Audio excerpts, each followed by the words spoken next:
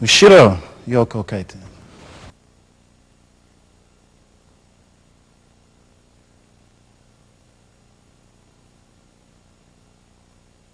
Okay, so now the next fall we'll do is Ushiro, Yoko, Kaiten.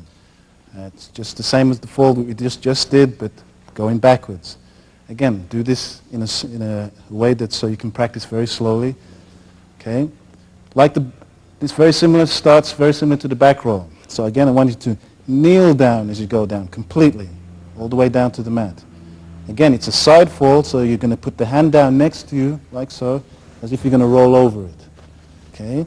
Again, going down with the live toes. So you go down, put the other hand next to.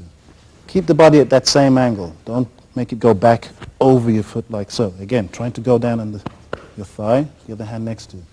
Turn the other hand, it's almost like you would do in the front or back roll. The hand position like so, but in a relaxed manner, because it's going to follow this leg over as you go back.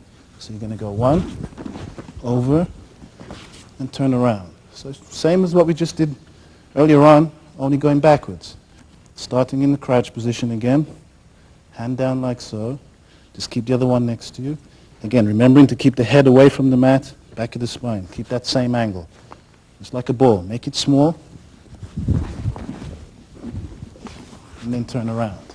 Then when you've done that a few times, then you want to do that again from a standing position, like you're being thrown. So we do this, we stretch into it a little bit. So you allow your body to fall back and lose its own balance. Again, not throwing yourself back or jumping or anything like that. So we just stretch a little bit with the back.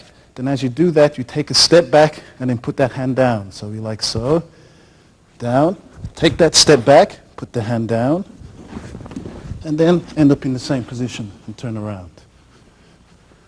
Okay, stretch.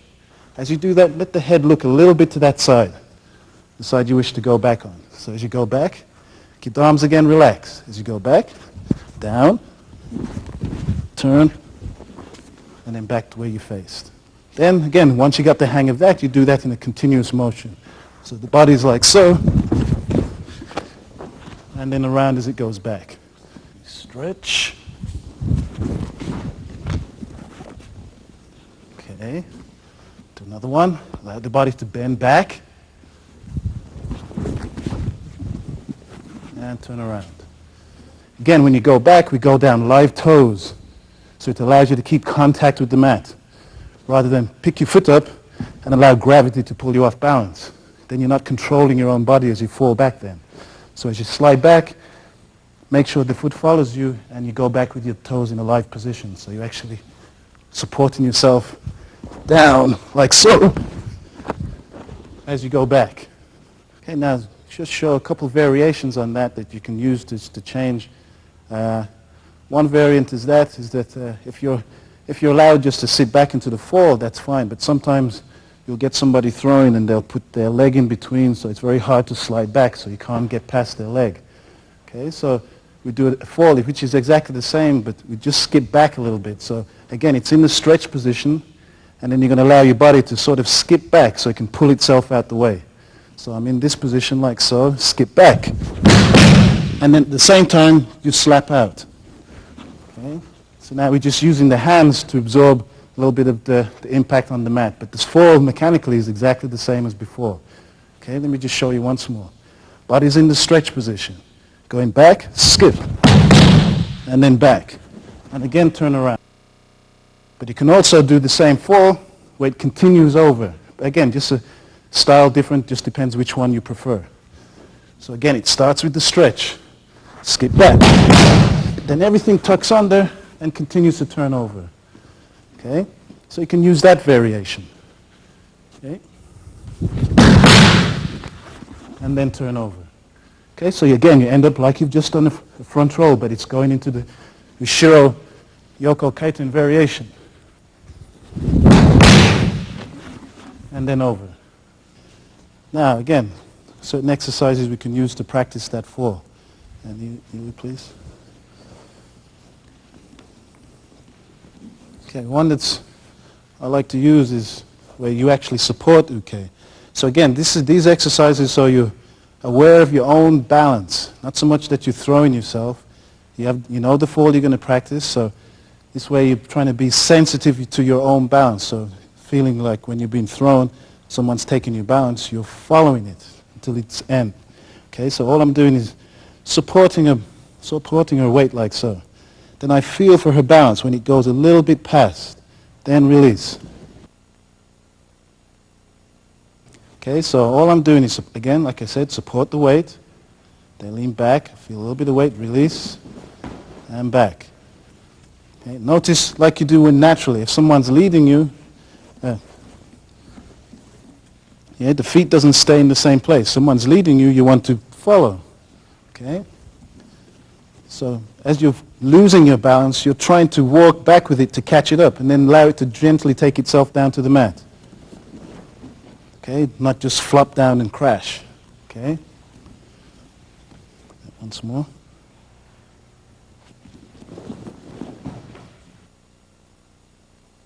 Next exercise we can do as if we're actually doing a technique. So they're on their own at that point. So now we can use this technique just to, what we do is stretch, okay, so they're in position like so. So they get used to the stretch, and then just gently take them forward. And they follow it and sit down into the fall. Okay, so I just put them into the stretch. Hold them there, and then I move with them so they can feel that they should be moving forward at the same time. So they're following their own balance down. Okay, I'm not making it awkward for UK at the time. Just gently hold him there, then go forward and down.